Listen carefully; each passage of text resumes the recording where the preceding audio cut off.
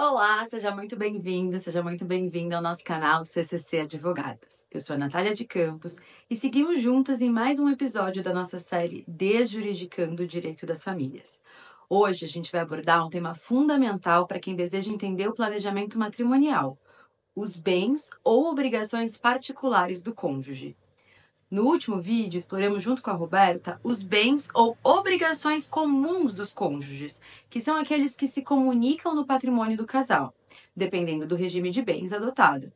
Hoje a gente vai aprofundar nos bens ou obrigações particulares, que por disposição legal ou cláusula específica, pertencem exclusivamente a um dos cônjuges.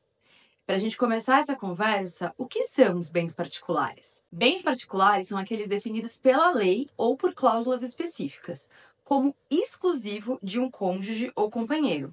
Isso significa que esses bens não se comunicam com o patrimônio do outro, mesmo durante a união. Para ficar um pouco mais claro, vamos a alguns exemplos, Incluem bens adquiridos antes do casamento, por exemplo, herança, doação com cláusula de incomunicabilidade, bens de uso pessoal.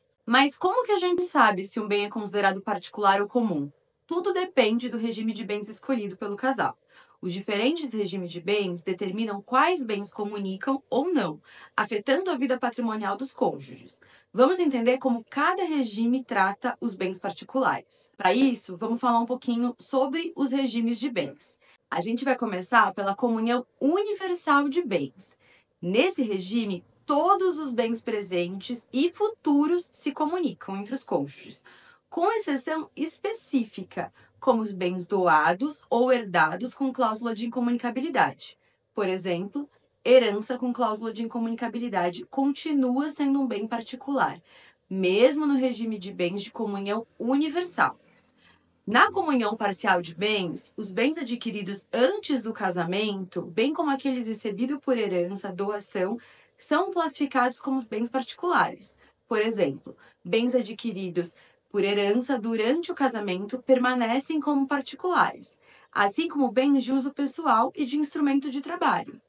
No regime de separação total de bens ou convencional, os cônjuges mantêm a propriedade e a administração exclusiva de seus bens, sem comunicação, seja de bens adquiridos antes ou durante a união.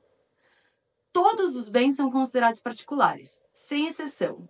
A gente também tem o regime de participação final nos aquestos, que durante o casamento os cônjuges mantêm seu patrimônio individual, mas há direito à divisão de bens adquirido onerosamente ao término da união. Então, por exemplo, bens adquiridos por esforço comum são partilhados no final da união, enquanto heranças e bens anteriores continuam sendo particulares.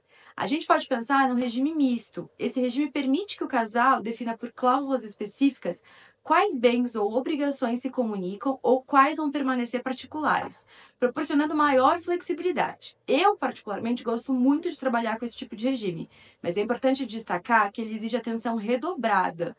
Também a expertise do advogado e do cartorário, para que essas cláusulas sejam definidas e respeitadas, e depois elas sejam fáceis de serem executadas, caso seja necessário. Agora que a gente entendeu os diferentes regimes de bens e como eles impactam na classificação dos bens particulares, vamos a alguns exemplos práticos. Isso ajuda a gente a visualizar como a teoria se aplica na prática e pode influenciar a vida patrimonial de cada cônjuge. Vamos para o primeiro exemplo.